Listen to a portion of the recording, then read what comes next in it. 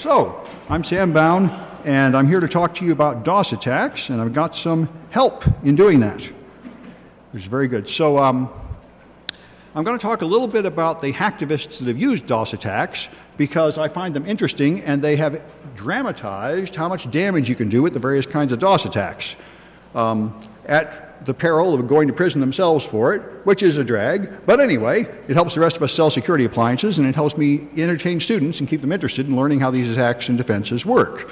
So you will be participating as victims. Now, how many people brought a device to get killed? 1, 2, 3, yeah, not very many. 4 of you over there. Okay, that's kind of what I thought. Okay, because Ryan, who's setting up a wireless network, says he probably can't connect more than 40 or 50 before it'll crash, and I didn't think there'd be that many volunteers to get their device killed. However, I was trying in a speaker room, and I believe this attack could be used to kill every machine at Defcon from here. I was going to demonstrate a version of that, not so lethal on a stage, but it wouldn't connect at all in the prep room, so I decided to skip that for the moment. But if any of you were unscrupulous, you could try it. Anyway, we'll talk about that later. So that's me. I'm on Twitter. I teach at City College, San Francisco, and I've got 2 guests with me. I've got Matthew Prince here, who's going to talk about his inside dealings with LulzSec, which I was very pleased to have. In fact, I met him because both of us were deplored as immoral, evil people helping LulzSec. Because I retweeted some LulzSec tweaks that pointed to stolen data, which I thought was important, and he ran a service which they used to protect themselves from attacks. And so it'd be interesting to hear about that. And Ryan here, way over there, he's going to set up the network and kill people who wish to volunteer to be DOSed with this attack, because we could learn some new vulnerabilities here. Now, they're not 0 days, because the attack I'm using here, I didn't write it, and it's not new. It's been known for a year. It's just that an awful lot of people that manufacture devices don't care and have not patched it. So if anybody has any exotic devices, it would be interesting to see if they're vulnerable. Anyway, here's the summary of what I want to show you. The DOS circus is about the history of this stuff and the attackers that have been using it, and then I'll talk about the 3 kinds of DOS. Layer 4 DOS, where you use thousands of attackers to bring down one machine, usually distributed denial of service. Layer 7 DOS, where one attacker can bring down one server or more. And the link local IPv6, router advertisement attack. I talked to you last year about IP version 6, and I said it was going to bring a lot of security problems, and so it has. It's given us a time warp when a bunch of things designed in 1993 are now back on our networks, so the old tricks work again. And this is not really an old trick, but it's devastating, and I'll show it to you. You can kill all the Windows machines on a network from one attacker. And again, you only need a few packets per second to do it. So Julian Assange stirred everybody up by leaking US secrets, and he published this mysterious encrypted file as his insurance, and if he ever gets irritated enough at the fact that he's being held in house arrest and perhaps going to be deported and stuff, he can release the secret key and reveal something terrible, not yet specified. So this stirred up these anonymous people that had gotten tired of just posting pictures of cats on 4chan and decided to save the world through denial of service, which makes a lot of sense to them, although not to me. So they started attacking. If anybody they could all agree to hate, they would blow them away. So it started with Scientology, because it's pretty easy to hate the Scientologists. And then it went on to other people, and eventually H.B. Gary Federal. This guy couldn't, he was supposed to be here, but he was issued a court order about 3 days ago forcing him to not speak at the panel and tell what really happened for the inside story here.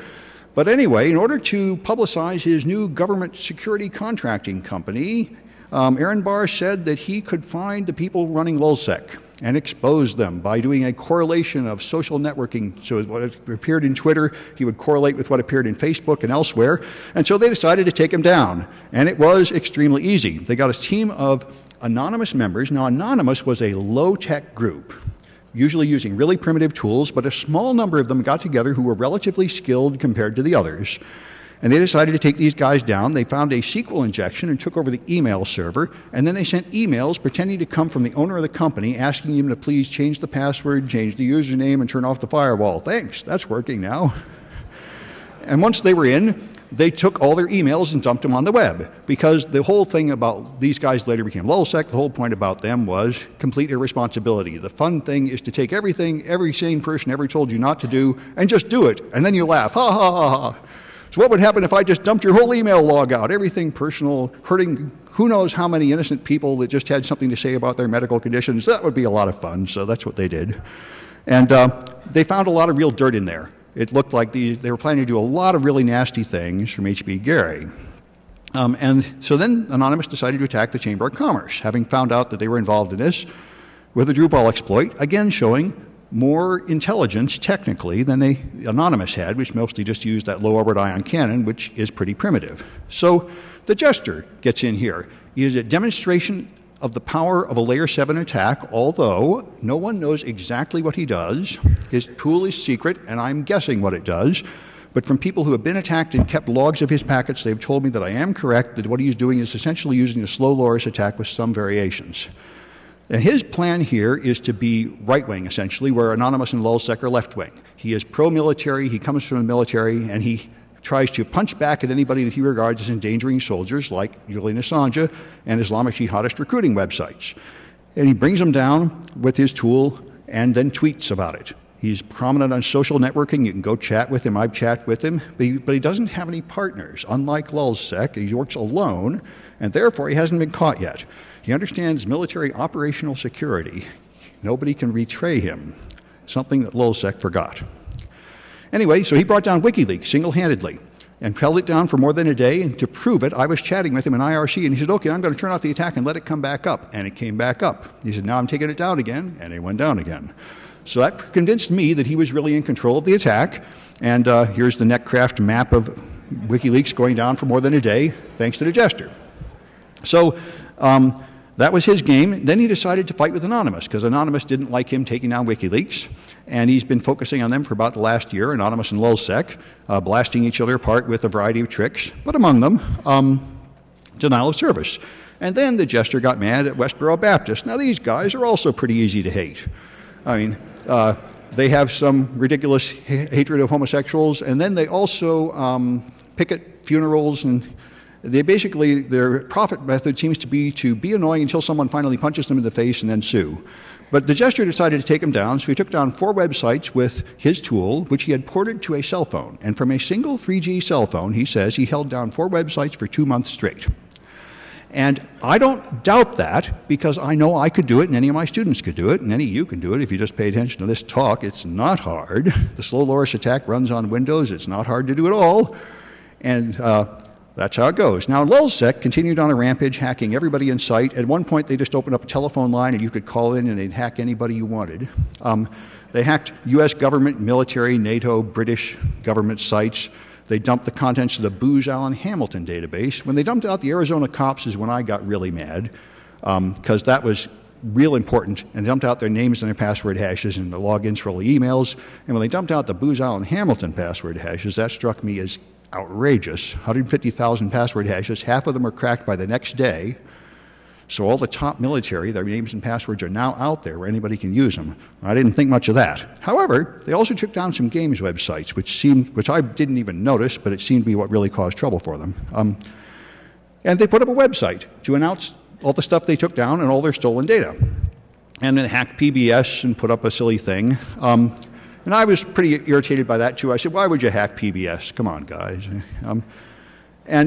Anyway, now they've been caught. Largely. Ryan Cleary was one guy kind of on the periphery of lulzsec. They caught him in June, and shortly after that they caught Tiflo, who was much more important to lulzsec, and just a couple days ago they caught Topiary. So they really are just British teenagers, very messed up, hardly left their house, and their attitude of just taking down everything just for fun is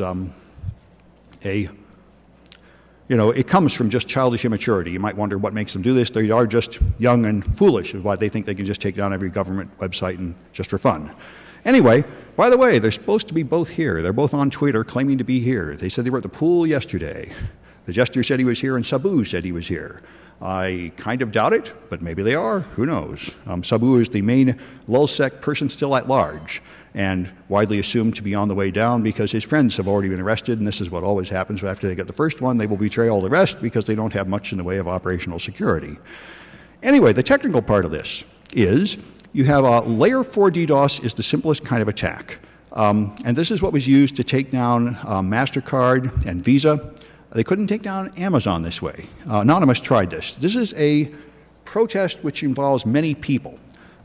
So the reason it does is the tool they use is the low orbit ion cannon, which is just a network stress tester, and it doesn't do much harm. So it takes a lot of people to bring down a website this way.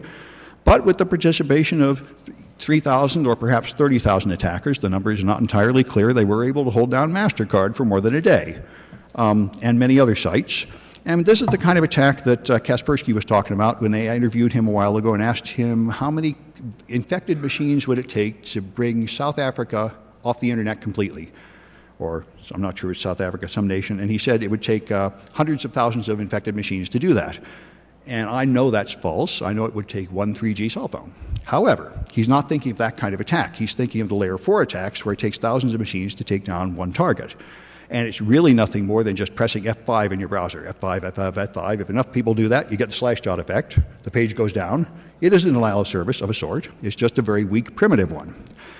The more powerful ones, one like the slow loris attack that Arsenic came up with a couple of years ago, and there were many previous versions of the same thing.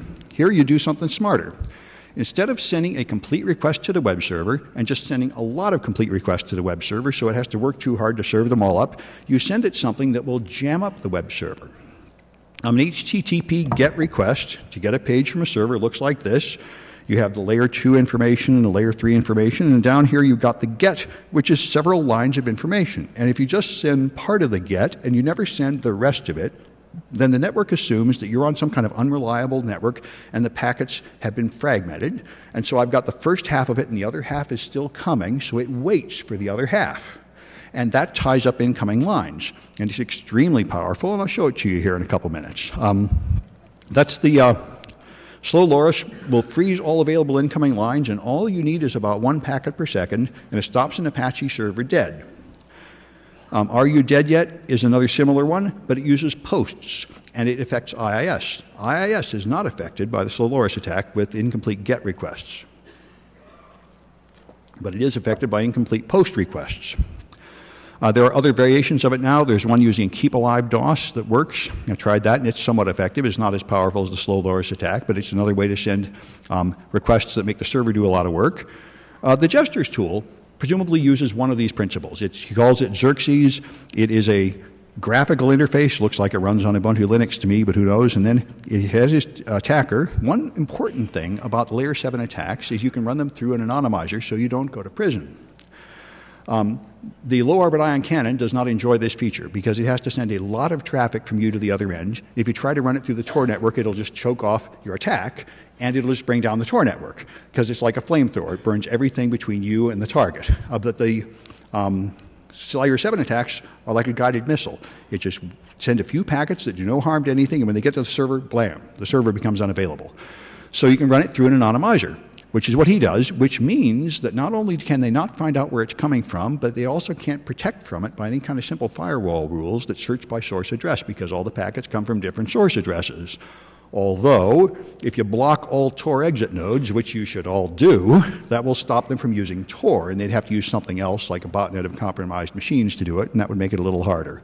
But anyway, his tool starts, runs this thing through an anonymization network, and then brings down the target, and it's independently does a series of tests to the target, and when the target goes down, then it sends out one of those tweets, Tango down.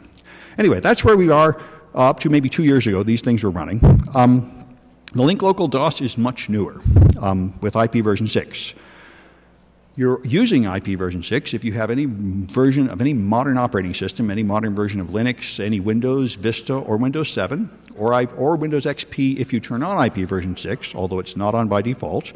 And your servers, your domain controllers, your DNS servers, your email servers are all using IP version 6, whether you like it or not, unless you have gone out of your way to turn it off. And like any other unwanted service, if you're not using it, it's opening you to attacks. So in IP version 4, when a machine joins a network, unless you're weird enough to be using static IP addresses, which most people aren't, your machine boots up and it asks the router, the DHCP server, I need an IP. It says, okay, use this IP. Then there's another back and forth to make sure nobody else is using that IP, and it's the end of the game. There will be no further DHCP traffic until you restart that machine or until a long time passes, like 4 days. That's a pull process. I need an IP, I ask for an IP. But IP version 6 is not normally done in that fashion. IP version 6 is generally, addresses are distributed by router advertisement. So the router pushes out a router advertisement and says, I am the router, everybody stop what you're doing and join my network now. everybody has to stop, make up an address, and join the network. It's a broadcast packet, although the purists will tell me there is no broadcast in IP version 6, but there is something called multicast to all nodes. So the difference between these things is theological in nature, and I don't intend to go into it. But the point is, the router sends out one packet that goes to every node, and every node now has to join the network, which doesn't seem that bad. Here's the router advertisement packet going to a multicast to all nodes address, FF02::1, and telling people what network to join. The problem is you can send out a lot of router advertisements. And when you do, the poor target joins all these networks, and that would be all right, except that Windows is extremely inefficient at doing that. So let me show you a few of these attacks. I should have some virtual machines set up. Now, this is how I do it in class with my students. I use virtual machines on an isolated network. And I'll tell you a little more when I get there. So let's start with the old-fashioned attacks. Here I've got a Backtrack 5 Linux machine, and it's running as a web server. So if I go to localhost and refresh, I put up a web page here with a picture of a cat. All right, so it's handing out that glorious web page. Now, if you run this page, you can see the status of your server. And let me see if I can figure out how to turn off some junk to save some room here. Can I right-click? Let's see. View, toolbars. Ah, good. Get rid of toolbars. Come on. Use toolbars, bookmarks. Yeah, that's getting somewhere. Okay, now, that's the server status. And down here, these are the current connections. There's one connection waiting here, and all the rest are available, of hundreds of connections available. So this server can handle hundreds of people viewing that web page. So if I go over here, and this guy views that web page, it should show up here as another connection, and so it does. Now I have a couple connections. So now let's attack this poor Linux machine from this Windows machine. We'll start with the old-fashioned stuff, the low-orbit ion cannon. Let's get these things out of my way. All right, the low-orbit ion cannon is here, the thing that anonymous people use as a shortcut to go into prison. And I'll need an IP address here. Let me join this. There we are. Okay, 192.168.1 HTTP, 192.168.198.173. Hopefully I got that right. Yeah, it looks pretty good. 198.173. Okay, so this attack goes here. I need a little more room on my screen. Come on, come on. Okay. This is Lion. It lets you drag the corner from the middle now, but it doesn't seem to refresh this page in any hurry. Well, that's irritating. Turn to your computer. Well, I don't like virtual machines much, but under these conditions, I'm kind of forced to use them. Seems. Do what? Well, it won't even respond to anything I do right now. This is fairly common. I might have to restart that one. Oh, there, it finally responded, I think. There, that's good. That's right. It's just a little slow. I'm sort of getting used to this. All right, so now I have to lock on until the number appears here. Yeah. There we are. The number appears there, and now I can do different kinds of attacks here. And I would like to scroll down, but I don't see a scroll bar because I'm being hosed here.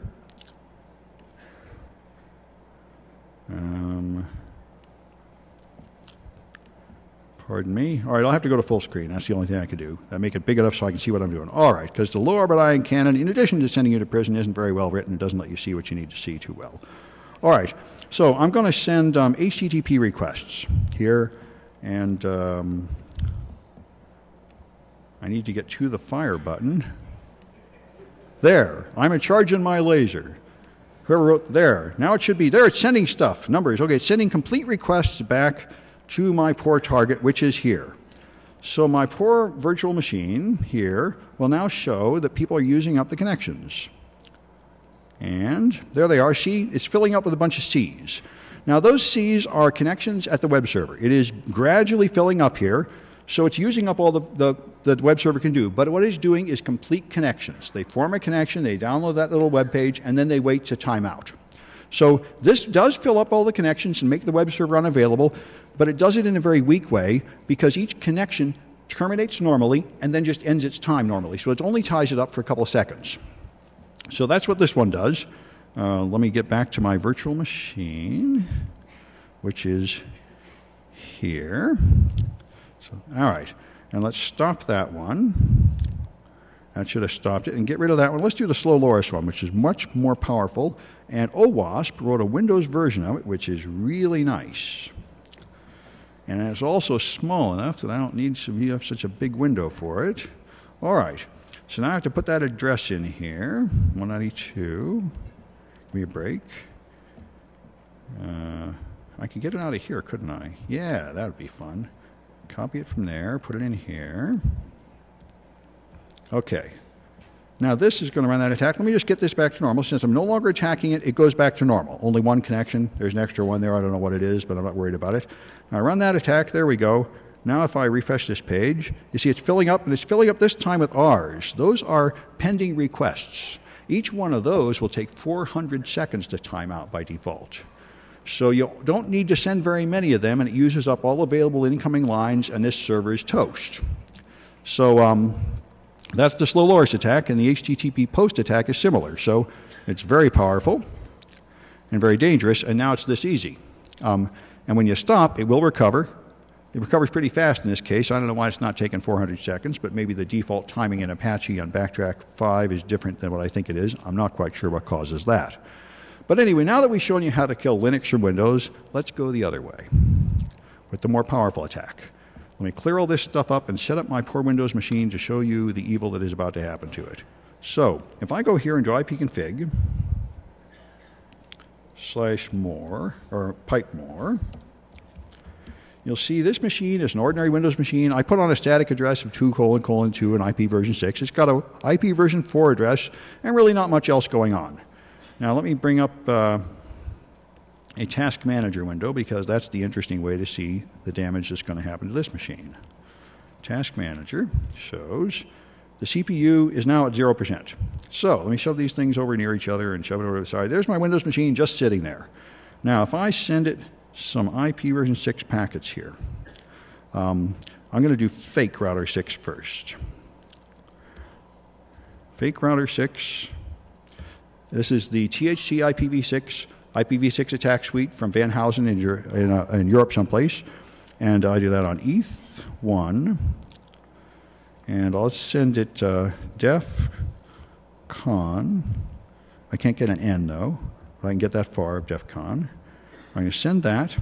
Okay, now it's sending some packets, advertising that network. Don't need to wait any longer.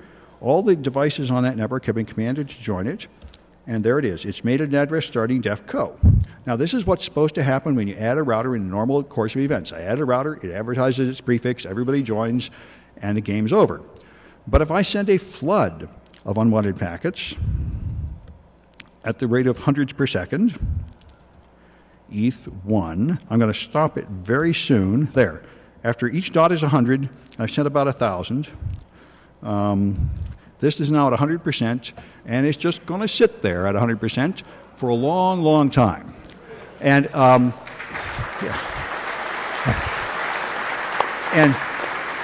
And what's worse is well, I got this far. I was trying to make a project for my students sitting outside a coffee house. I said, well, this is fun, but the problem is it's killed it so bad that you can't see the addresses. If you run ipconfig, now if I stop it really fast, this will actually respond without waiting forever, and you can see what it's done. And that's why, hopefully, I stopped. There we are. You see, it's joined all these networks. Page after page of networks. That's what it's doing. And it's still adding more to that list at the rate of about 5 per second. So this is all right. But when I first tried it, I ran it for a while. Nothing seems to happen. Hey, my Windows machine doesn't respond at all. What happened here? I said, well, this is no fun. Students don't learn anything. They can't look at the damage. So I thought, well, this is a bad project. What do I do? And then I thought, hey, wait a minute. This would kill the domain controller and the email server and everything. This is really bad. This is so bad I can't tell my students at all. I better tell Microsoft quietly. So I sent out a tweet I mean, at first I did this, sent out a tweet saying, hey, this attack hurts Windows 7, not surprising. And then I said, hey, you know, I need a security contact inside Windows. So EdBot and other people on my Twitter feed immediately gave me good people inside Microsoft, and they sent me to the right people, and within 2 days I had an official answer from Microsoft saying, yeah, Van Housen told us about that a year ago, and we don't care. We're not going to do anything about it for current versions of Windows. We do not care that Windows Vista, Windows 7, Windows Server 2003, Windows Server 2008, and XP are all going to die at the drop of a hat. We may put in Windows 8 or Windows 9 or something if you have nothing better to do. I said, fine. If you're going to be that way, I'll tell the whole world about it. And I gave it to my students for homework, and I said, use an isolated network. Don't kill every machine at the college, because you could kill every machine at the college, including our servers and everything else. And my students did not kill the whole college with it, which is nice of them. Therefore, I'm still working there. I'm not out on the street with a tin cup. And so, anyway, that's the power of that attack. And so let me talk a little bit about defenses. But I think before I do that, I'm going to hand it over to Matthew here. The only thing I want you to do is if you would like to try this. Now, Windows machines are vulnerable to this, and one version of BSD Unix is vulnerable to this attack. Mac OS is not. If you look at my Mac here, ifconfig, it will show, yeah, you see them here. Let's see it. Let's try Pipemore. There we are. See here, the Mac got the attack too. The Mac is the host. And as you can see, it joined some of these, those are 2001s, well, let's see. It joins, I think those are useless networks. It joined some of those useless networks, but it didn't join them all. Well, I think those might be from Defcon. But anyway, what you see, if you expose the Mac to it, it joins about the first 10 and no more. It has the sense to ignore all router advertisements after the first 10 for some period of time, which is a pretty good defense. And that's what I think Microsoft should do in Windows, but they are not interested in my opinion. Cisco patched it, Juniper didn't. But anyway, if you have any devices to test, Ryan's going to set up a network there and kill anybody that wants to join it. And if you want to participate in this, here's how you do it. There. You join a network called Do Not Use. And it's WPA2 encrypted, and the password is Do Not Use. So if you join that network, he'll see how many people joins and then run this attack and kill you. And if it kills you, it's interesting because other devices are vulnerable besides Windows and BSD. And if you have, some people said they were going to bring interesting devices here. Any device that networks may be vulnerable to this, and I would like to know, and I'd like you to go to the question room afterwards and tell me so we can inform the vendor and get stuff patched, because I think a bunch of people are vulnerable to this and they don't know. But anyway, let me hand it over to you. You can tell them your story about LowSec. And then I'll come back and talk about defenses if we have time left. Your stuff should be on the desktop. Let me dig down to it. Hey, Sam? Yeah? Is it do not use or do not connect? Is it do not use or do not connect, Ryan? Do not connect. Oh, do not connect. Okay. Thank you. Okay. Yeah, so its name is do not connect and the key is do not connect. Okay. Thanks, Sam. Sam is the only person that I know who can make running a DDoS attack seem charming.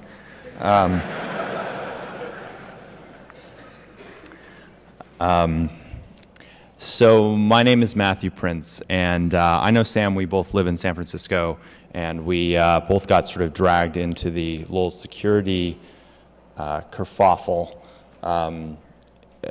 reluctantly. And so I'm going to tell you the story of how I got dragged into it and talk to you about some of the DDoS attacks that we saw during the 23 days that they were active, and then what we did to stop them. So on June 2nd, at about 4:54 p.m.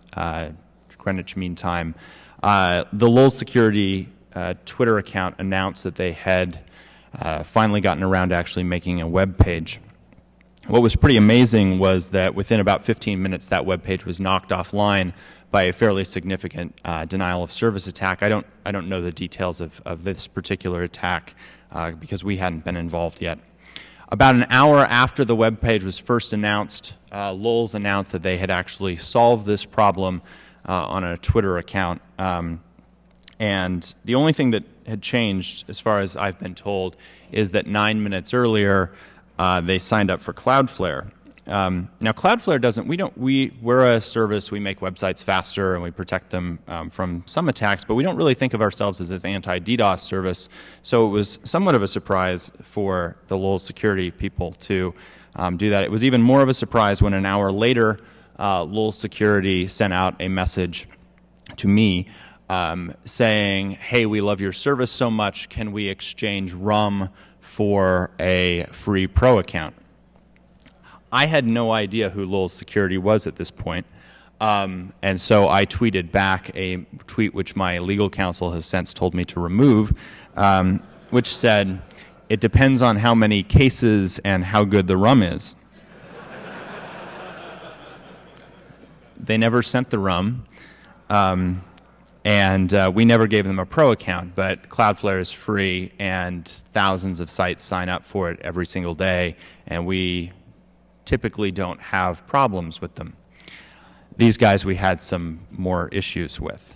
And so over the course of the next 23 days, they wreaked mayhem in lots of different ways, and finally on June 25th, they called it quits. And what was interesting is that the way Cloudflare works, we're a reverse proxy, right? So all of the traffic which goes to Lowell Security passes through our network first, which has two significant effects. The first is anyone who attacks Lowell Security was attacking us, so that was amusing.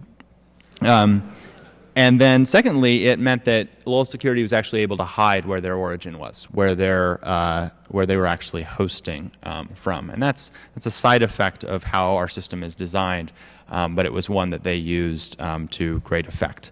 Sam actually contacted me a little while ago. He said he was going to do a talk on DDoS, and we sort of talked about the experience, and he said, would I be willing to share some information about it? And again, we have legal counsel, and we're a real company, and we have a privacy policy, and even if you're an internationally wanted cyber criminal, we try to respect the privacy policy. And so I wrote the following email. There's a little bit more to it. To the email account that we had on file for Lowell Security on July 2nd, right after they had called it quits, saying, "Hey, I've been invited to talk about this at Defcon. Would you mind?" And I didn't hear anything for quite some time. And then 11 days later, someone by the name of Jack Sparrow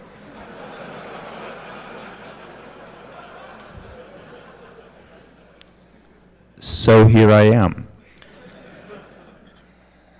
So I can talk about some things. I can't talk about anything, everything. I can talk about things writ large. I can talk about how they affected us. I don't want to get the hosts necessarily that they were using in trouble, so I'm not going to be revealing their exact IP addresses. But let me tell you a little bit more about what happened over those 23 days.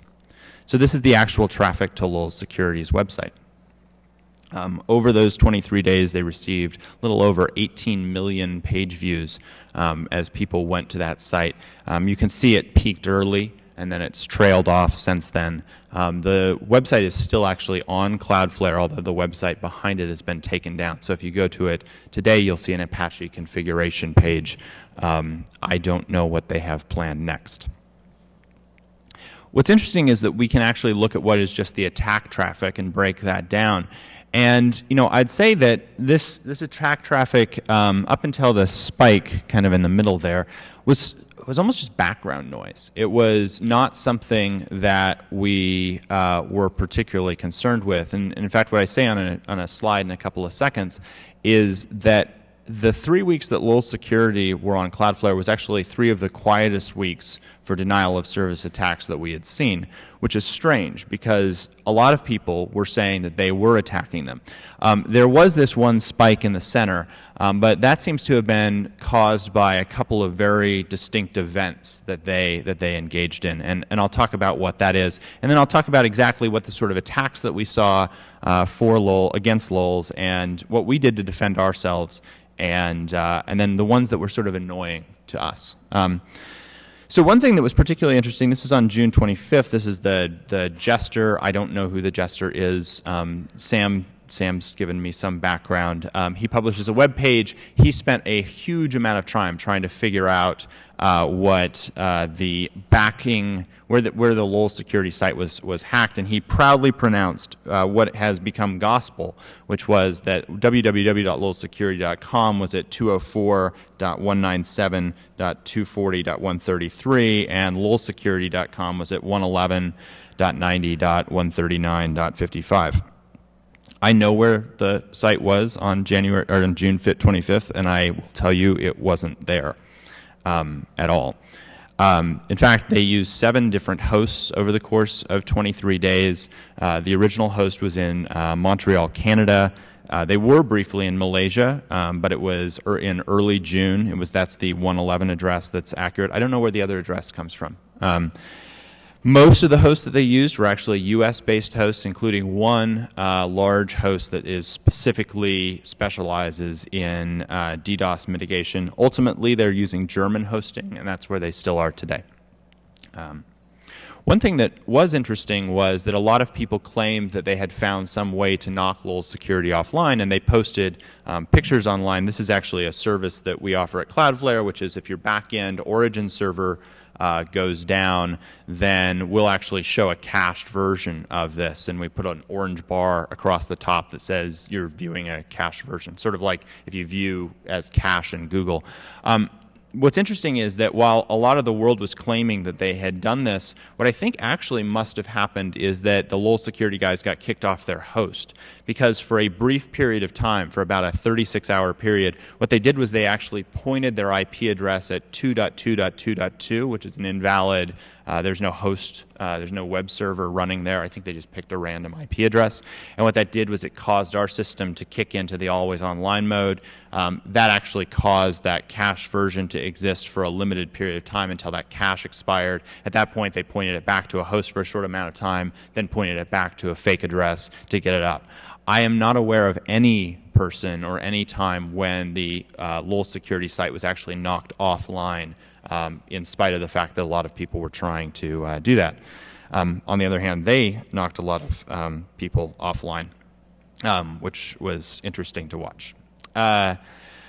A lot of the attacks that we saw, again, as I said, we were really surprised. We had everyone on high alert. We were watching for big attacks to come in, and the attacks that we saw were generally actually significantly less than we would have expected.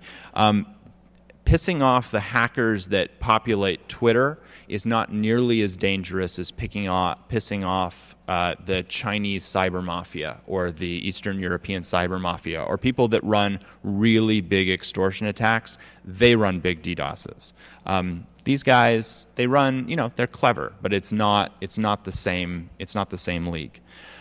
We saw some layer 7 attacks that were relatively harmless, while Slow Loris and some of those tools are interesting to attack an individual web server. Cloudflare was specifically designed not only to stop layer 7 attacks dead, but we actually then record all the IP addresses that are committing those attacks, which just makes it, it's actually, we actually are happy when people attack us over layer 7. The more annoying attacks for us are the layer 3, layer 4 DDoS attacks that we see. But we run a network which is an anycasted network. And what that means is that we have a bunch of machines, hundreds and hundreds and hundreds of machines running in 14 different data centers all around the world, listening on the same IP address. So that tends to take distributed denial of service attacks or high volume attacks and spread them out over a very large surface area, which makes it much more difficult to launch something like that against us. What is more interesting, though, what the annoying attacks that hurt us were a couple of different things. The first was someone had a really big network and a lot of traffic, and they pointed almost all of it at us, and it happened that they were geographically proximate, or sort of network geographically proximate to our San Jose data center, and so they were doing enough bandwidth to our San Jose data center that what we did was we took all of our clients other than Lowell Security and we moved them to other data centers. No one ever noticed, but the San Jose data center for that period of time was only serving Lowell Security. Kept them online, though. Another attack which was really interesting, it's actually not a particularly big threat to most people, was a threat to us, was using Google as a reflector. So we have special rules that are in place for Google's IP addresses in order to make sure that we're never blocking legitimate crawler traffic from coming to us. And so someone who was actually very clever found out that if they sent a lot of SYN requests with fake headers pointing back at our IP addresses to Google, Google would ACK back to those, and that actually created some issues for us internally.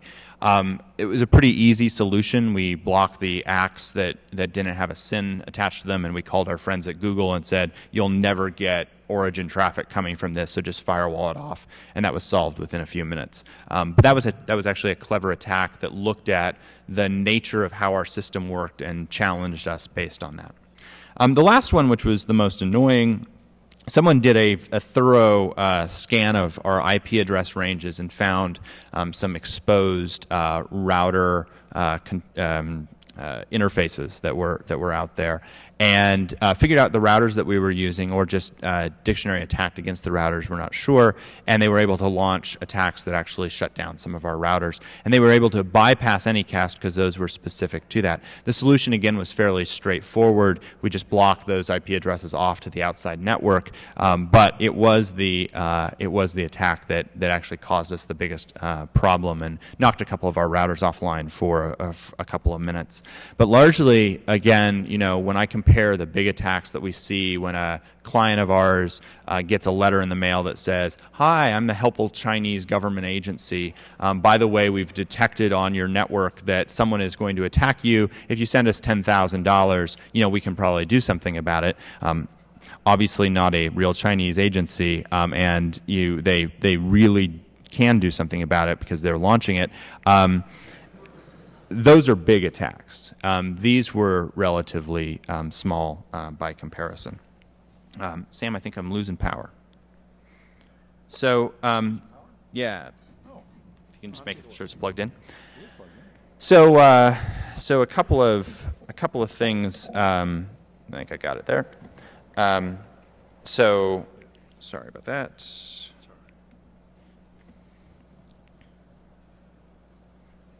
So a couple of things that were interesting. The first was, again, when the Jester and all those guys were attacking, that's that sort of background noise pattern.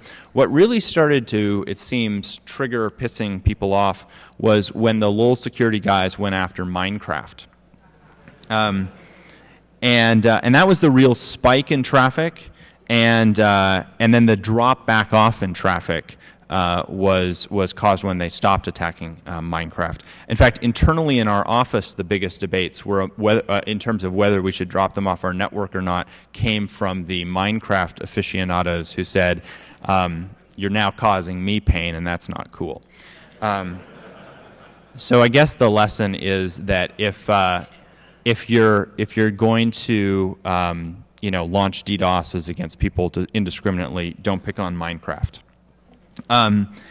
So we've watched. I have very little information on who actually the LOL security folks are. I will say that one of the usernames that signed up for the Cloudflare account is very, very similar to one of the usernames that's been arrested. I don't know if that means that it's just a coincidence or that they've actually been taken offline. We haven't seen much activity. They haven't moved their host around, and again, their website is down now.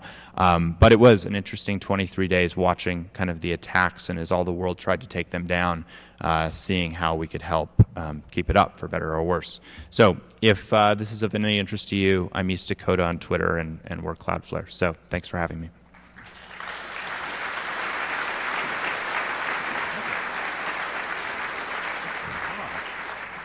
All right, thank you, Matthew. I really appreciate you coming to do that, because I am trying to improve my game. I've been a breaker for quite a while. Let me see if I can find my presentation. There we are. I've been giving a lot of talks, and attack is easier than defense. So my talks are always the same. I have this new attack. It blows everything away. Ha ha ha. And if you don't like it, tough. You have to wait for Microsoft to patch it or something. Basically, you're hosed, which is a common message you'll hear at Defcon and other conferences, but I'm trying to move up. So I've told you this stuff. By the way, there are some defenses. See, I'm trying to move into defense, which is tougher. Most of the time, defense is difficult. Now, if you want to block those router advertisement floods, you could turn off IP version 6. That will protect you, but IP version 6 is necessary, and it does things you probably want, like home groups and direct access. You can turn off router discovery with a netsh command at the command line, and that will mean that your machine does not listen, does not do anything when it gets RAs, and it will protect it from this attack. It'll mean you have to put a static IP version 6 address on it, which is probably the right thing to do on a server. You can block it with the Windows firewall, and you only accept router advertisements from the authorized router, and that will protect your clients, although it's pretty easy to defeat that by just making rogue router advertisements that appear to come from that source address, but it will stop the attacks to some extent. And Cisco makes a switch with RAGuard. Cisco patched their own vulnerabilities for this as soon as they were told by Mark Hausa, and they made a proprietary protection for your network. So if you buy a Cisco switch with RAGuard, okay, good. Right on time here. Anyway, you can evade that pretty easily. By putting in fragmented router advertisements, we'll go right past Cisco's RAGuard. So for every defense, there is another attack. But anyway, as far as defending, my conclusion has been for a long time, the only reason your website is up is because nobody hates you. If even one person hated you, you'd be down. That's what the Jester proves. That's why I think the Jester is so important for network security. He proves that just one angry man can take down a lot of websites, and you're helpless, basically. Now, it's not entirely true that you're helpless, but the defense seems to be a little difficult to put in. I tried playing with some defenses. You can use mod security. Now, in a laboratory condition, mod security's latest version has an anti-layer 7 DoS feature, but all it does is stop too many connections from the same IP address, so it will save you from a test on your network with that OWASP tool, but it won't stop the Jester because he goes through Tor or some similar network, and all the attack packets come from different networks. You can pay a service like Akamai to protect you, and they'll use a few tricks to protect you. You can put in a load balancer. Load balancers will protect your server by only letting complete requests make it to the server. But the load balancer itself will go down if you throw in enough traffic. It's a defense, but it's not a perfect defense. It took something like 4 times as many packets to free the load balancer in my test, so it's something. You can also do things like counterattack. HD Moore had a good one here. Somebody tried attacking him with a botnet, so he pointed his DNS address back to their command and control server, so they blew themselves away. And that's effective, of course, but it does mean your site is down while it's happening, and it's questionably legal. I mean, now he's taken the flame, just like if I had a shield and I reflected bullets back to shoot back at the bad guy shooting at me. I don't know. Anyway, there may be some legal issues there, but it did work, and it'll work against flood attacks like Anonymous with their low orbit ion cannon. But I was very pleased to observe Cloudflare here, because I've had the same talk I give everywhere. There's this horrible attack. There's not much you can do. And now I'm contacting people out of the blue that have vulnerabilities exposed on Pastebin to try to get them to fix their stuff. And they're typically small businesses that don't know much, that don't have any security team. And I can't tell them to purchase and implement a extra server to protect your server. But what I could tell them to do is just use Cloudflare, which is a free service. And that's not too hard to do, and it really will protect you. And I was very pleased to observe that it really stopped the Jester. The Jester really wants to take him down, and he really can't. It's the first thing I've seen that would do that you could easily deploy without, having an expensive network security team. So I'm going to be playing with it with my students next semester. We're going to be setting up all these defenses and trying to blast through them and trying to make them good and strong. Defense is much harder than attack. Anyway, I guess that's it. Did anybody actually get murdered here, Ryan? What's that? Ask them. Yeah. Did anybody's machine actually go down from hacking his network?